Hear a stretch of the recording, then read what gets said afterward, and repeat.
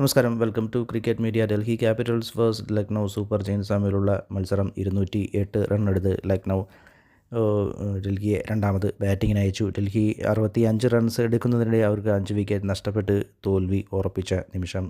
ലക്നൗ ആട്ടെ ആ ഒരു ജയിക്കുമെന്നതിൽ വിശ്വാസത്തിൽ ആലസ്യത്തിലായിരിക്കാം. അതല്ലെങ്കിൽ അവരുടെ ക്യാപ്റ്റൻ ഋഷഭ് പന്തിൻ്റെ വിക്കറ്റ് പിന്നിലും മോശം പ്രകടനവും അദ്ദേഹത്തിൻ്റെ ക്യാപ്റ്റൻ എന്ന രീതിയിൽ തെറ്റായ തീരുമാനങ്ങൾ എടുക്കുന്നതിലുള്ള പാളിച്ചയും എല്ലാം കൂടി അവരെ തോൽവിയിലേക്ക് നയിച്ചു. കൂടാതെ ഏഴാമനായി ഇറങ്ങിയ അശുതോഷ് ശർമ്മ എന്ന വീരനായകൻ്റെ പ്രകടനം ഡൽഹിയെ ജയത്തിലേക്ക് നയിച്ചു. 31 പന്തിൽ 66 റണ്ണടിച്ച് ഡൽഹി ക്യാപിറ്റൽസിന് ഒരു വിക്കറ്റിൻ്റെ അവിസ്മരണീയമായ ജയമാണ് അദ്ദേഹം ഒരുക്കിയത്. IPL ക്രിക്കറ്റിൽ ലക്നൗ സൂപ്പർ ജയൻസ് കയ്യിൽ കിട്ടിയ ജയം അങ്ങനെ കൈവിട്ടു. അവസാന ഓവർ ഡൽഹിക്ക് ജയിക്കാൻ ഒരു 6 റൺ വേണ്ടിയിരുന്നു. ക്രീസിൽ അവസാന വിക്കറ്റുകാരായി മോഹിത് ശർമ്മയും അശുതോഷും.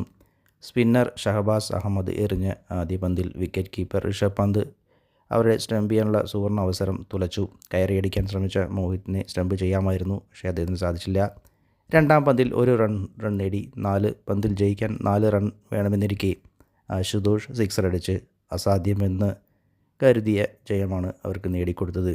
5 വീതം 6ഉം 4ഉം 26-കാരൻ നേടി.